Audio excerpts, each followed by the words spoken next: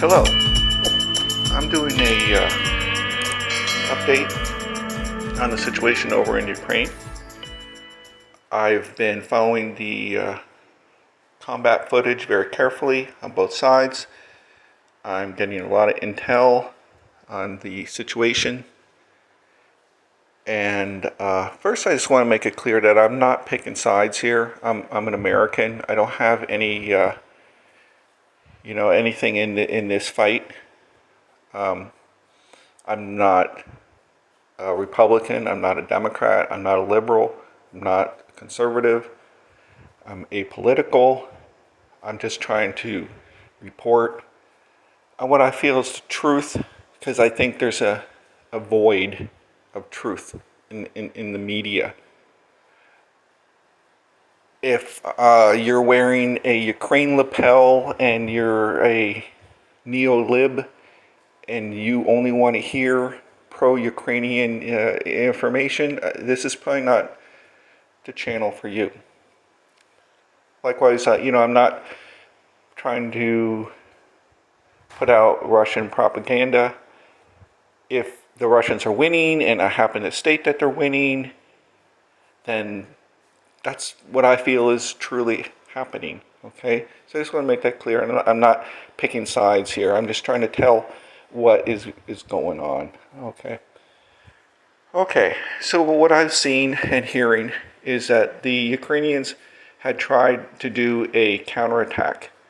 And it's actually a fairly sizable attack. However, it was doomed from the get-go, and I'll tell you why I feel that probably was doomed.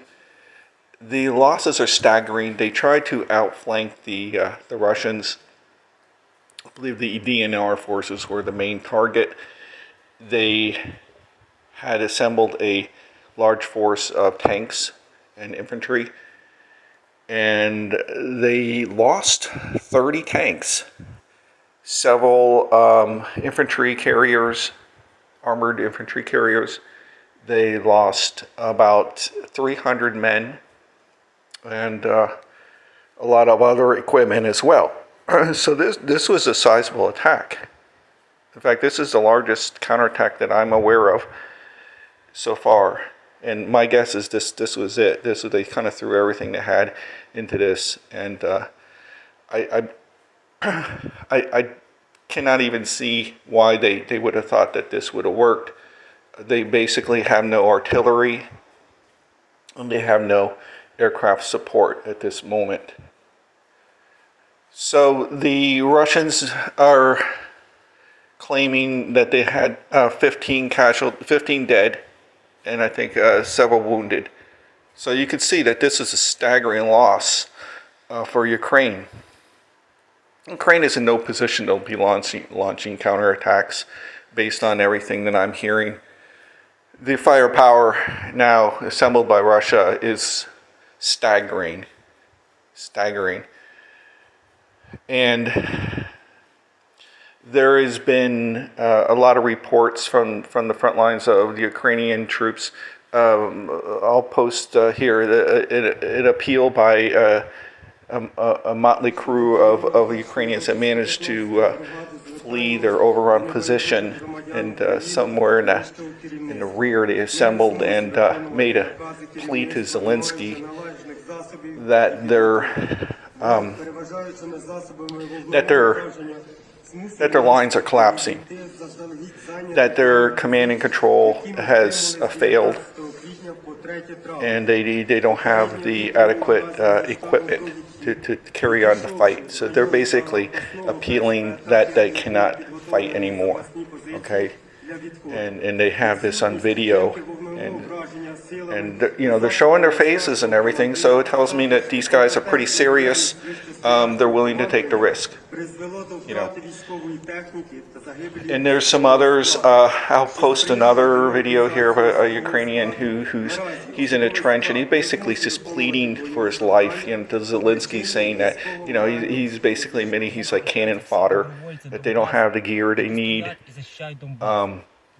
That he's appealing for Zelensky to basically, end this thing, something along these lines. Uh, the other stuff that I'm seeing over there is that even the civilians are taking up arms against the Ukrainian soldiers. Okay. And there's several reasons for that, and there's probably been a lot of word of mouth with what's happening and witnessing, firsthand. I'm sure that these people are seeing what the Ukrainian soldiers are doing, and there's a lot of testimonials out there. You can find them, and again, I can't mention where I get this stuff because I'll be censored.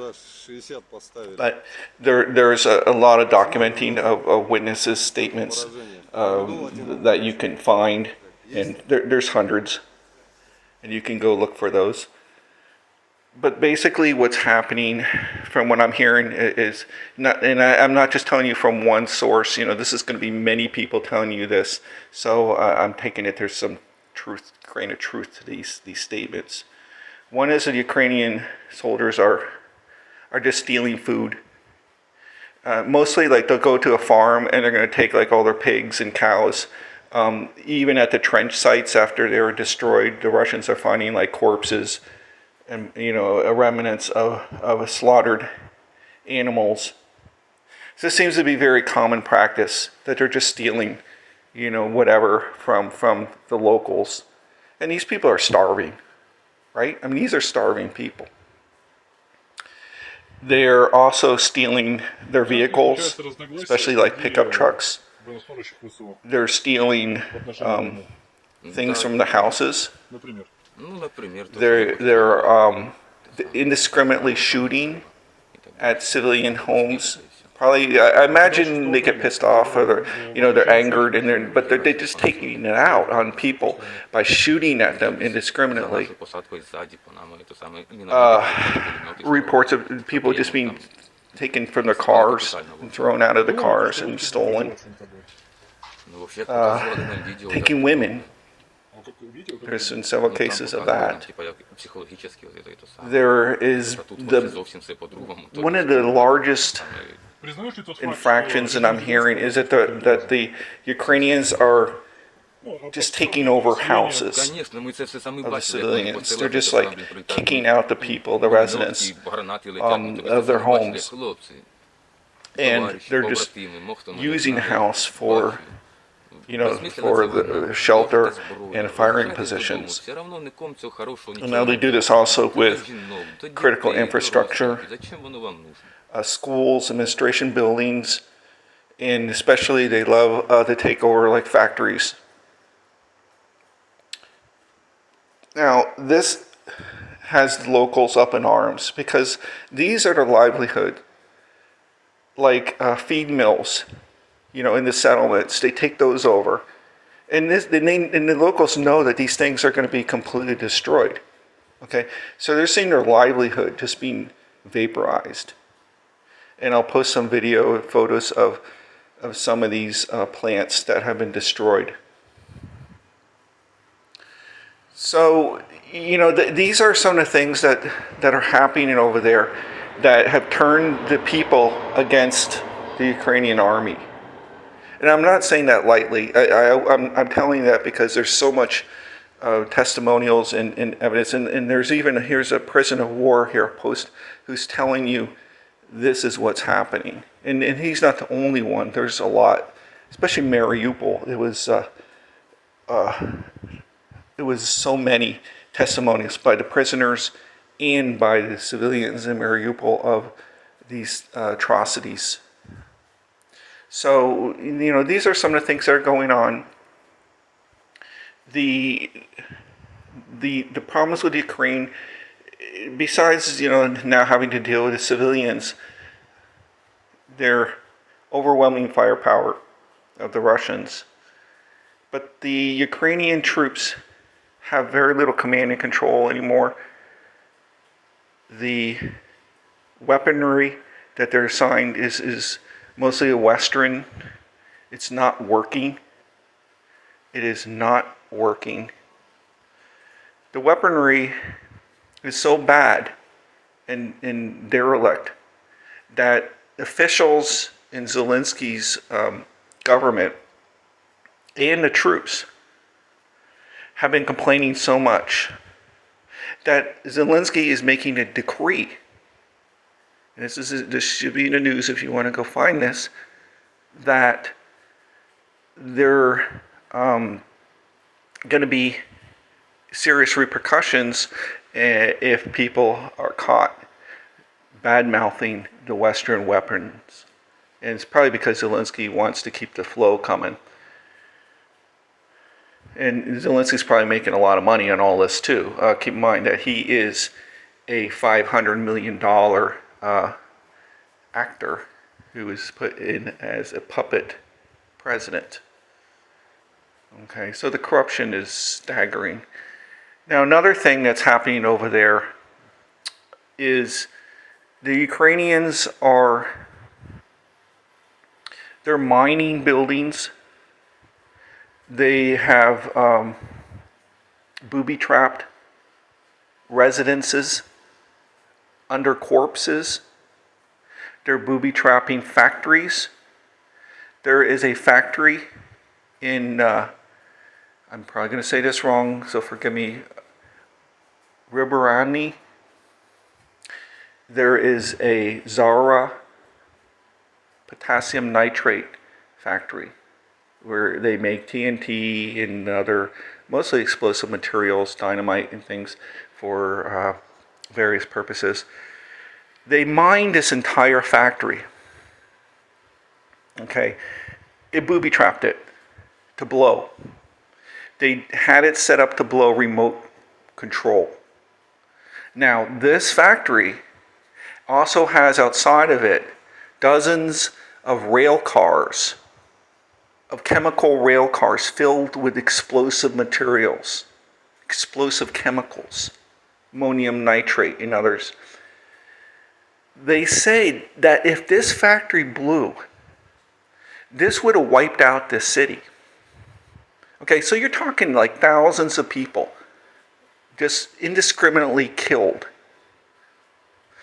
by a booby-trapped Ukrainian factory, booby-trapped by the Ukrainian armed forces.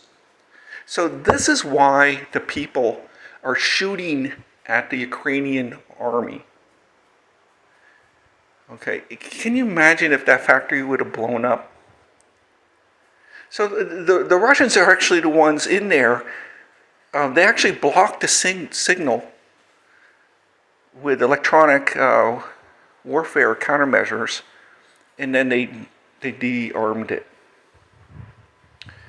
So this is why I think the people are looking at the Russians as liberators, even if they weren't truly liberators in the beginning. They sort of become liberators by default. So when your defenders, your army of your country, does these things, do you even need an enemy? You've got an enemy already in there. Your own military has turned on you. So this is why the people are taking up arms against the Ukrainian army. There's also another video I'm going to show of a civilian trapped in their house, and the doorway is mined, that if they tried to leave, they're going to get blown up. And my guess is their hope that they wouldn't have noticed this and would have tried to leave the house after the Ukrainians fled, and they would have gotten blown up because they didn't like this individual, probably for some reason.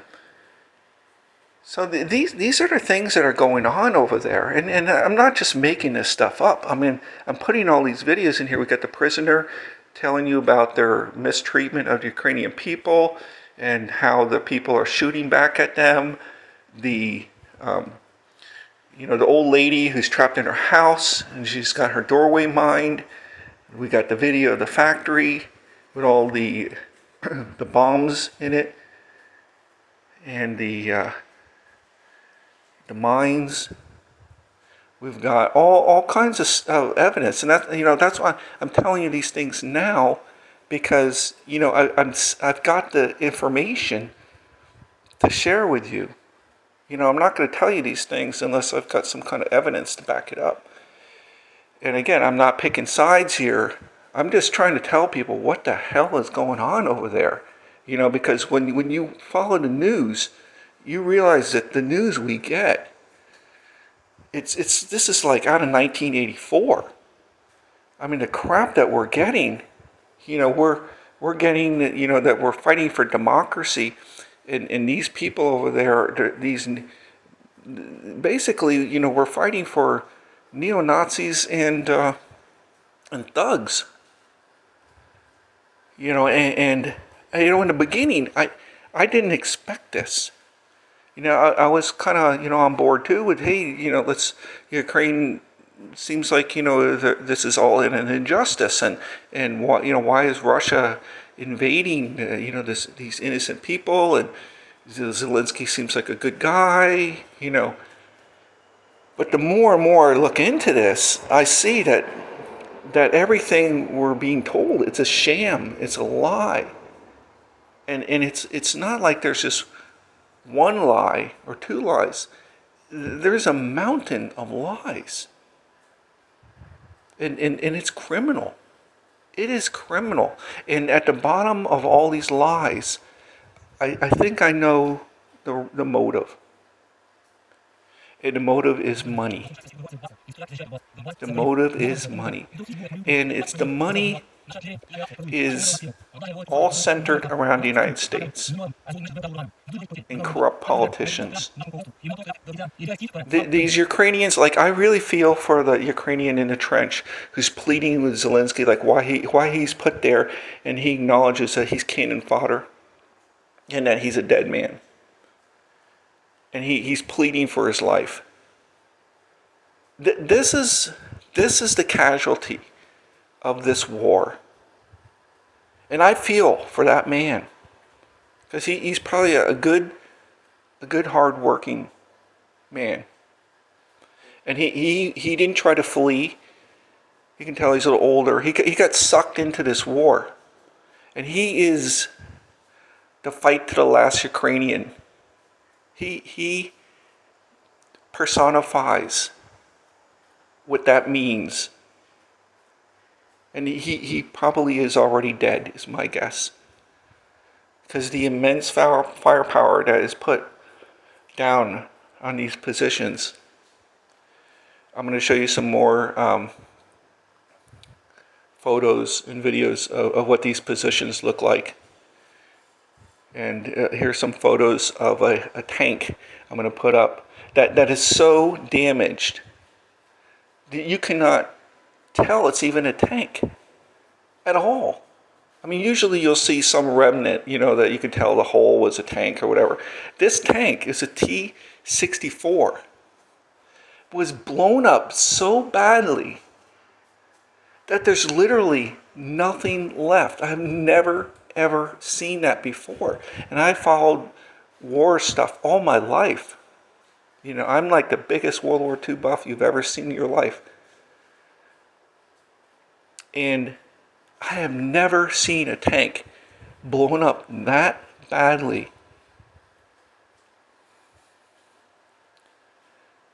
It was like there was a nuclear explosion on this thing. It's just, it's stunning.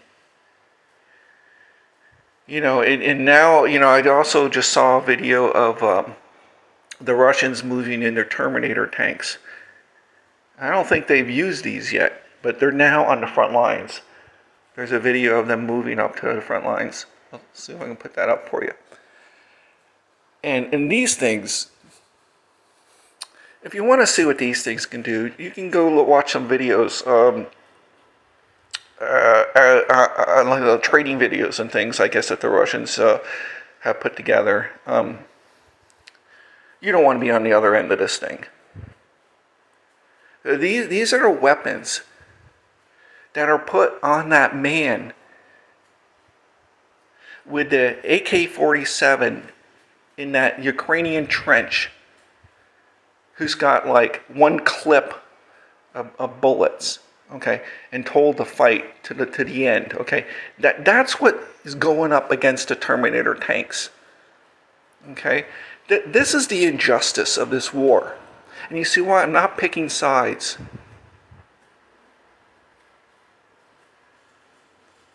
The people who are behind this are the true criminals. The Biden administration, Zelensky and his administration, the leaders of the Ukrainian armed forces for somehow thinking that they're going to get away with all this, that they're somehow going to hold off the Russian army long enough to get a lot of Western weapons in there and make a lot of money, or get their offshore account all set up as promised. So these are the true criminals. And when I watched that video, it made me cry. Of the man in the trench pleading to Zelensky